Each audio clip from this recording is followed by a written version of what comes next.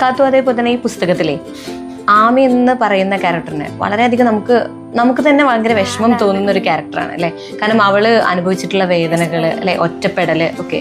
അപ്പം അങ്ങനെ ഒരു ക്യാരക്ടറെ ഉണ്ടാക്കിയെടുത്തത് എങ്ങനെയാണ്, അല്ലെങ്കിൽ എങ്ങനെയാണ് അങ്ങനെ ഒരു സാഹചര്യങ്ങളൊക്കെ എഴുതാൻ വളരെ മനോഹരമായിട്ട് എഴുതിയിട്ടുണ്ട്. അപ്പോൾ അതെങ്ങനെയാണ് സാധിച്ചതെന്ന് പറയാം. മക്കളുടെ മനസ്സിൽ ഒരു വിഷമങ്ങളും എല്ലാവർക്കും ഒരു മിഠായി കിട്ടത്തിടുന്ന പ്രശ്നങ്ങളുള്ളൂ എന്നാണ് പലരും വിചാരിക്കുന്നത്. പക്ഷെ ഒരിക്കലും അങ്ങനെയല്ല. പിള്ളേരുടെ മനസ്സിൽ ഒരുപാട് വിഷമങ്ങളുണ്ട്. അത് പലപ്പോഴും പാരൻസ് അറിയാതെ പോകുമ്പോഴാണ്, ഇത് ആമിയെ പോലെ പാരൻസ് അറിയാതെ പോകുമ്പോഴാണ് അവിടെ ഇതേപോലെ ഇഷ്യൂ ഉണ്ടാവുന്നത്. പാരൻസ് മനസ്സിലാക്കിയിരുന്നെങ്കിൽ ഈ പ്രോബ്ലം നമുക്ക് മാക്സിമം ഒഴിവാക്കാൻ ശ്രമിക്കും.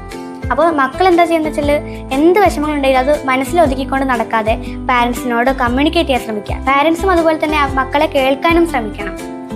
നമ്മൾ ആഗ്രഹിക്കുന്ന സ്നേഹം നമുക്ക് ലഭിക്കാതിരിക്കുക, നമ്മൾ ഒറ്റപ്പെട്ടു പോകുക, അതൊക്കെ നമുക്ക് ഭയങ്കര വിഷമം ഉള്ളൊരു കാര്യമാണ്. അപ്പോൾ ഈ പുസ്തകത്തിൽ ആമിയെ സംബന്ധിച്ച് പാരൻസിൻ്റെ തെറ്റല്ല ഒരിക്കലും, അത് സാഹചര്യങ്ങളാണ്.